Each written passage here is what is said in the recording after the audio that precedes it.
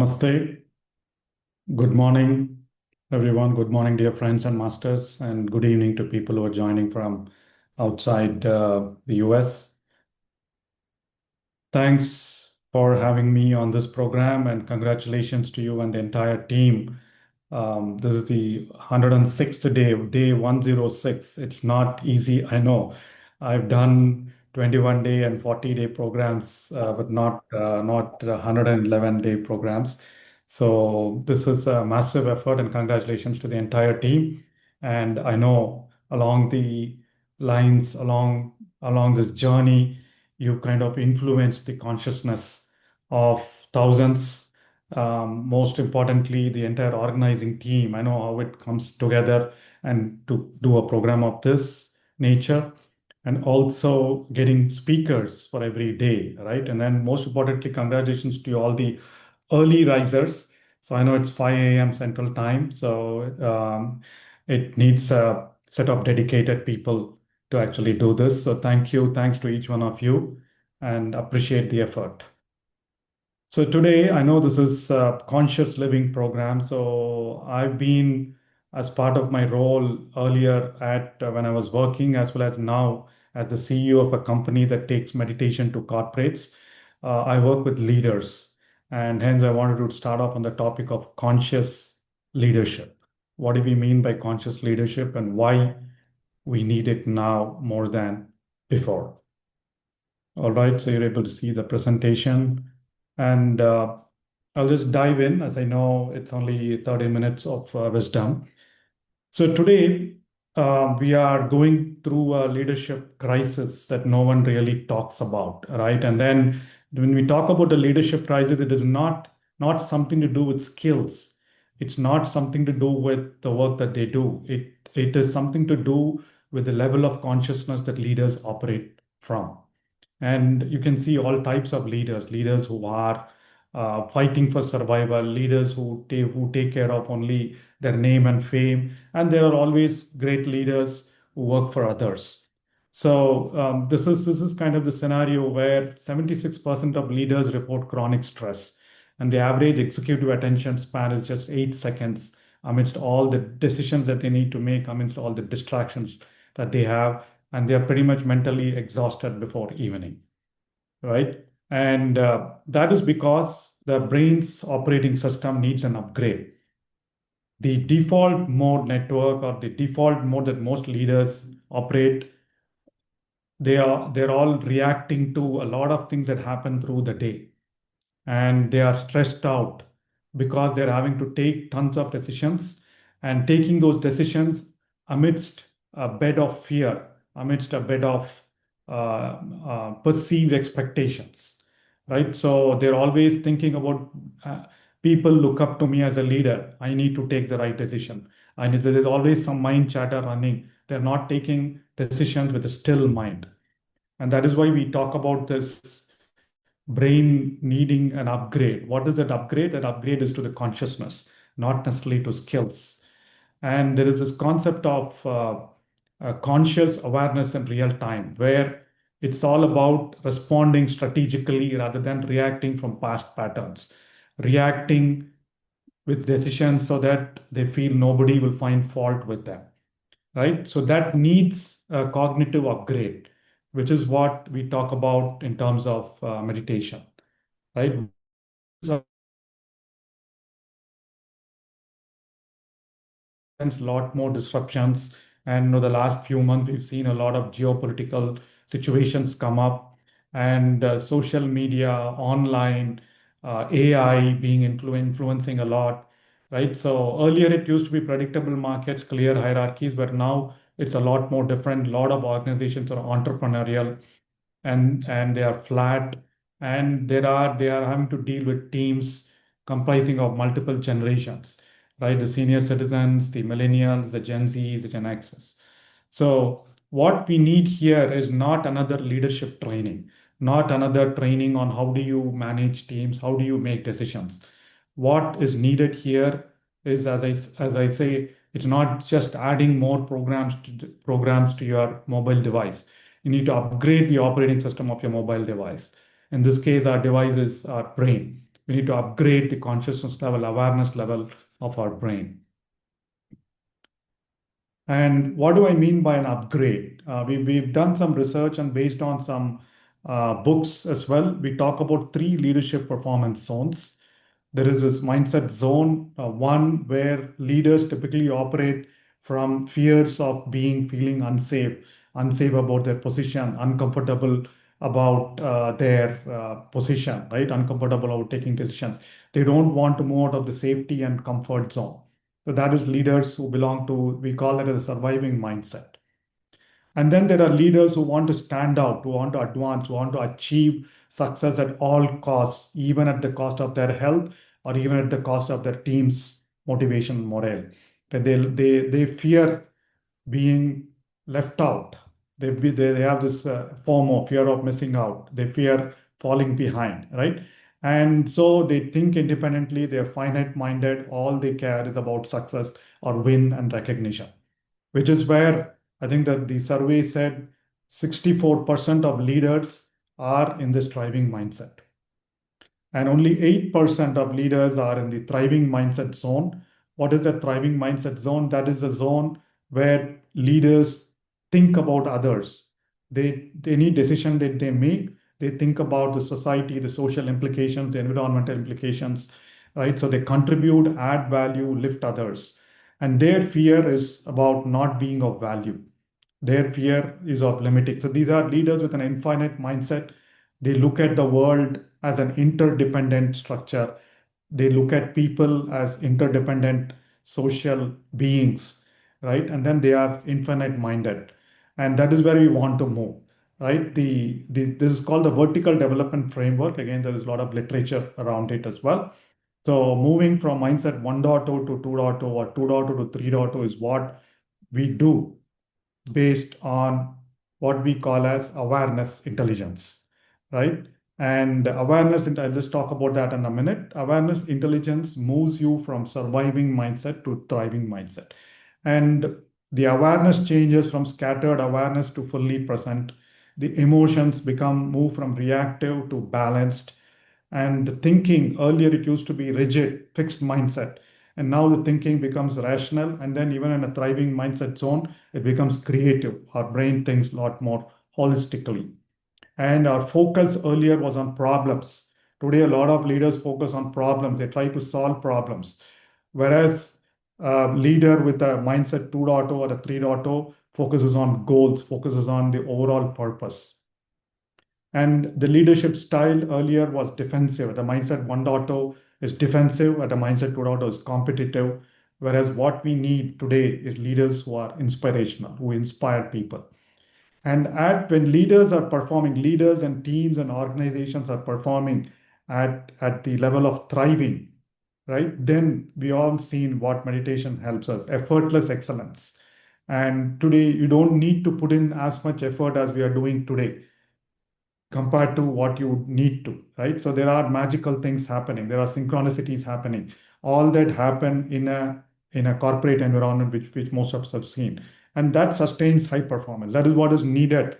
The unusual decisions, creative ideas, all that come when the mind is still, when people are completely focused in the present moment. They are completely aware of what is happening. They see things as they are, not as they want it to be. So that is where we talk about awareness intelligence. We call this as the inner AI. This is the world of AI. There's a lot of news around AI. So awareness intelligence is the inner AI, and we define awareness intelligence in terms of 5 capabilities. Again, a no-brainer. Basically, we packaged whatever we know from the science of meditation and mindfulness. So number one is present moment awareness. The first capability of awareness intelligence is present moment awareness. It's sustained attention, enhanced sensory clarity, right? So we all know it's about being present, being focused. The second one is emotional regulation. I need to be able to connect to people. Connection is very important in nowadays. That you can't work in a mode of separatedness. Conscious choice, stress transforms to creative energy, right? And the moment we move from reactivity to responsiveness, we are able to regulate our emotions. So we are able to balance our energies. When we are able to balance our energies, then we are able to sense the energies of the team. We're able to elevate the energy of the team, right? Moving from limiting beliefs or lower levels of emotions to a higher levels of emotions like gratitude, like love, like compassion, empathy. So when we as leaders are conscious of our energy levels, conscious of the way we react, when we elevate our emotions, the teams elevate their emotions as well. The third dimension of awareness intelligence is about being open to options, which is what we call as cognitive flexibility. Right? We are not fixated on rigid thought patterns. We are not fixated on limiting beliefs, programmed beliefs. We break out of that and ask why not. We are open to multiple perspectives. We are open to multiple options. We generate multiple solutions to complex problems. Again, that happens when the mind is calm and the mind is still. You're open to a lot of possibilities. That is where breakthrough innovation happens, which is very essential today in the age of artificial intelligence as well. The fourth quality or attribute that comprises awareness intelligence is what we call as connected intelligence, right? So we connected intelligence is when people realize that we are all a connected ecosystem, right? We are not separate from the other person. We are not separate from life, right? I mean, quantum physics talks about everything as energy. When everything is energy, everything is pulsating as energy. We're all connected at some level, and we know observation creates the reality. We know our thoughts, feelings, and emotions create our reality. So everything is connected. So the ability of connected intelligence allows us to recognize patterns, recognize interconnections, be more empathetic to the world, be more empathetic to the environment, be more empathetic to the connection. So it's the realization that if I am making a decision, if something happens, then there is going to be a ripple effect on something else, right? Understanding complex organizational dynamics. So we are no longer isolated beings. We feel a sense of oneness, and there is this perspective of limitlessness, right? That's what is connected intelligence comes in. And when our mind is calm and we are completely emotionally regulated, we are open to options, we are open to things happening, and we get away from those limiting beliefs and limiting nature, then we are able to recognize or be aware of the intuitions that we get, right? Our body is calm, our mind is calm, we're able to access that wisdom beyond analytical thinking, right? Our brain operates holistically, right? It's not just always the left brain, logical, rational based thinking. We are open to intuitive thinking, we're open to creative thinking. And things happen with perfect timing when we are able to kind of be aware of that intuitive insights, right? So these are the five capabilities that we talk about: presence, emotional intelligence or emotional regulation, cognitive flexibility, being able to be open to options, and limitlessness through connected intelligence, and then intuition and wisdom beyond analytical thinking through intuitive insight. And how do we cultivate? How do we cultivate the five attributes of awareness intelligence? One of the biggest technology, I think we are all in this program primarily based on meditation. When meditation is the master practice, it builds concentration through sustained attention. It builds mindfulness. It develops present moment awareness. And it also silences the noise in our mind. It silences the limiting beliefs. It makes us be a lot more creative. So meditation is the primary technology that we use to grow awareness intelligence. And then how do we practice this during in our corporate work?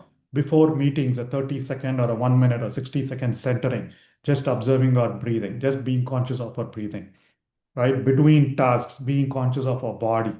And then when I know I am stressful, deep conscious breathing, deep breathing. There are a lot of techniques that are available.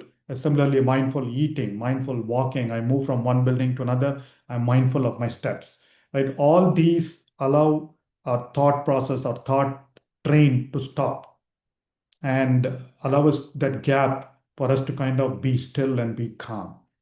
And of course, the third practice, which elevates our emotions, which always allows us to be in a higher level of awareness, is gratitude, right? Every time, what am I grateful for today, right? And then we talk about this five finger exercise every day. feel grateful for five things. And some people journal their gratitude at the end of the day. So being grateful for that wonderful meal, for that wonderful team, being grateful for the wonderful customer, being grateful for the wonderful meeting where things got sorted, things did not get bad, right? In fact, things sometimes we do encounter failures. There is that lost sale, there is that lost customer, there is that what do you say, difference of opinion with your team. Right? Each of these situations teaches us. That's another thing that cognitive flexibility allows you to do.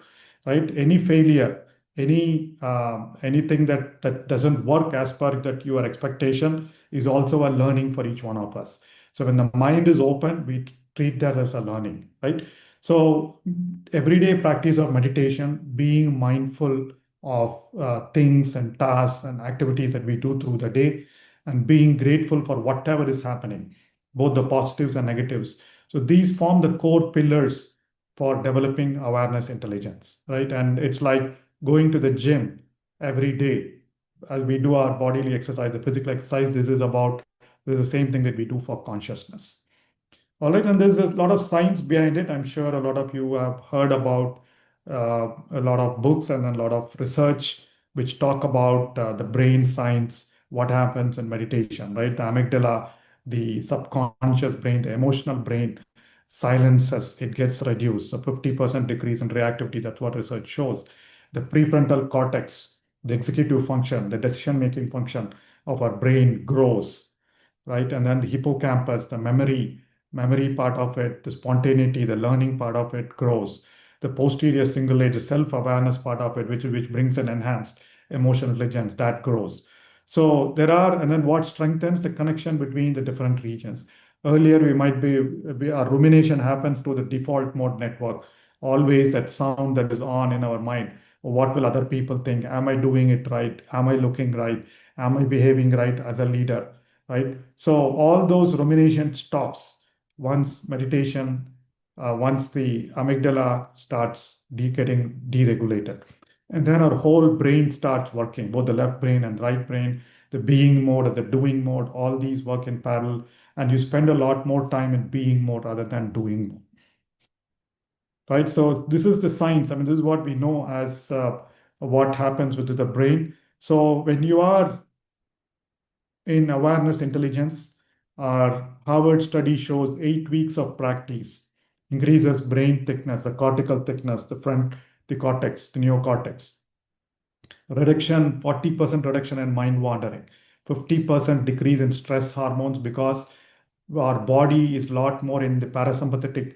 Our parasympathetic nervous system gets activated, which is a relaxation response, right? So there's 50% less stress hormones than what we used to have when we are ruminating. And then we enter this territory of using our intuition, using our right brain for more creative problem solving. That's what happens as we go through this practice of meditation, gratitude, and mindfulness. And how does it help? The most important part of awareness intelligence is leaders in thriving zone or even professionals in thriving zone get to be in the flow states much often. Flow states is what the gamma waves, the highest possible speed of gamma waves. They are able to spend more time in flow states. They're able to absorb information, complete focus, and they're able to get into the state where they're able to lead teams much better. In fact, I can recall one of the instances where I had to do a presentation to a customer because it was a customer meeting. And just like any corporate, I went into a meeting completely with a PowerPoint deck ready. But then as I walk into the meeting and then set the agenda with the meeting, the customer says, no, the topic that I went in prepared was not the topic that they were expecting to be discussed. And they said it's a totally different topic. Then if I were in my pre-meditation days, I would have panicked. Oh my God, we didn't have this topic ready. Maybe can we reschedule the meeting? I'll bring in the right expert. But then something happened magical there. I just walked to the whiteboard and started explaining the topic that they were interested in. It was more technical around cloud security. And though I knew, it's not that I didn't know cloud security, but I was not prepared for that particular meeting. But over the next 50 minutes, something magical happened. I don't remember what exactly happened. Later I knew that it was a flow state, a state of flow where I was explaining a lot of things on the whiteboard. Completely, there's full, complete engagement with the customer team and myself. I was explaining a lot of things on the whiteboard. And the meeting ends, and the customer says, "Thank you. We were looking for an expert like you for a long time for us to talk about this subject. And I've been asking your account manager to get me an expert. We are happy that we got one." And all I said was gratitude, thank you. Right? So I was thankful for consciousness to allowing me to get into the expert mode. I was no expert in that particular subject, but it happened. So advanced meditators get into those gamma zones, right? So where uh, sustained gamma during activity, that happens because of the synchronization across the brain regions, and it's all accessible without effort, right? You access it when you need it, when you really need it. And for example, without gamma coherence, as you see here, we go into a lot of analysis, a lot of debating, forceful decision making, and then feeling afraid whether my decision is right or wrong, right? Whereas with gamma coherence, we sense the whole pattern, sense the energies in the room, sense the energies in the field, right? And then you are able to see some non-obvious connection, and you know what exactly you need to do because your body also tells you the right decision to make, right? And then you might feel, oh, that was so obvious given that particular data. That was, then if someone asks you how did you make a decision, we say, oh, it happened, right? And you can take all the credit, though it came through you from consciousness. And that's what we term executive presence. Executive presence doesn't come from title, doesn't come from position. It comes from the level of your awareness of consciousness. All right, just an example. Again, this is from a case study. So, for example, before awareness intelligence, there is this executive who is presenting to a customer at 9 a.m. board meeting. And then this executive is presenting the Q3 numbers are down 15%. And then immediately somebody asks, why is it? You are at the helm, you are at the leadership role. Why are the numbers down? Right? Someone asks them more a question in an accusatory tone, right? Immediately, because of lack of awareness, if I am a surviving mindset 1.0 leader, what happens? My chest tightens, my mind races to worst case scenarios. Oh my God, are they going to fire me? Are they going to accuse me of not performing well? Right? I go into my defensive thoughts and then I start defending. This isn't my fault. This is because of certain environmental factors, or this is because of some salesperson not doing something, or whatever is it, right? And for a few minutes, my mind gets blanked on trying to defend myself. Fast forward, if the same leader goes through a session of awareness intelligence, in this case meditation, the transformed meeting, the way that person will feel in that particular situation, the person will feel the tension, but will not get identified with it. The person will still say present and say, yes, I agree the performance dip, but what is the full picture here?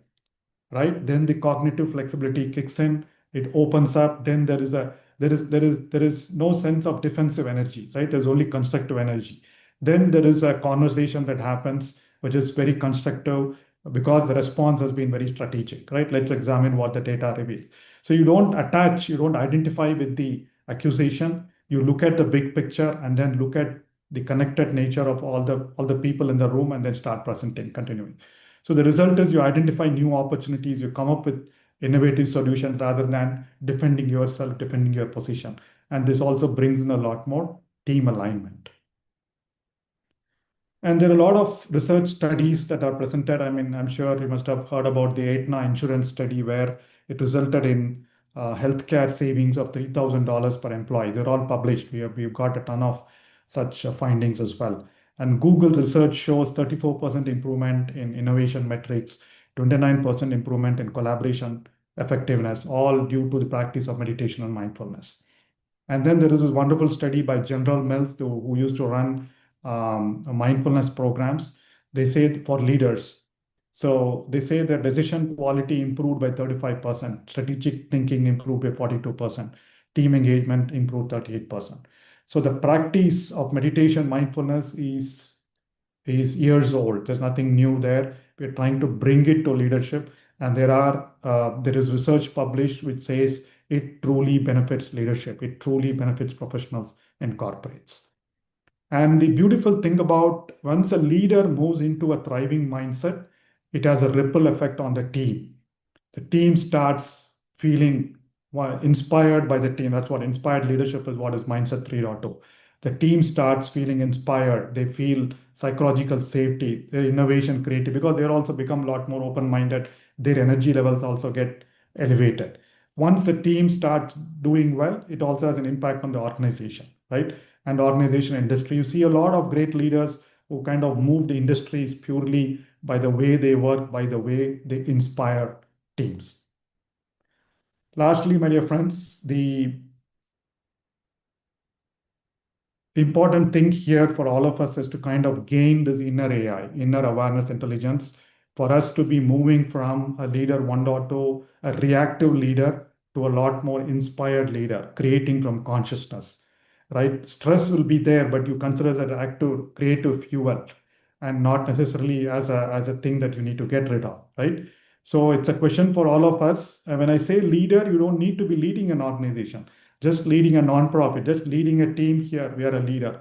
Leading people at home, we are a leader. Leading myself, for me to become a master of my emotion, I am a leader, right? So here, our consciousness is our competitive advantage. And awareness intelligence is trainable. As all of us know, meditation, mindfulness are all trainable aspects. Today, not many corporates are doing it, and that is where we are taking this message. And thanks to the organizations involved in doing this, this whole program. So you can also take it to different institutions and organizations. And the whole idea, whole goal and mission for all of us here is to make excellence or performance as effortless as possible. Because that is where a lot of us come from. When we talk about when we talk about performance, for most of us, like just like I talked about the presentation experience, right? So there have been a lot of instances where synchronicities have come in and aided my performance. I used to be a person who used to think 20 times before I used to speak out in a meeting, always worried about what other people will think. But then post meditation, that whole mind space got cleared. A lot more spontaneous ideas came out. And then earlier I used to think, if I had an idea, I used to be fearful of expressing that idea. What will other people think? It's a stupid idea, right? But then that space got cleared. I was able to be a lot more spontaneous with my ideas.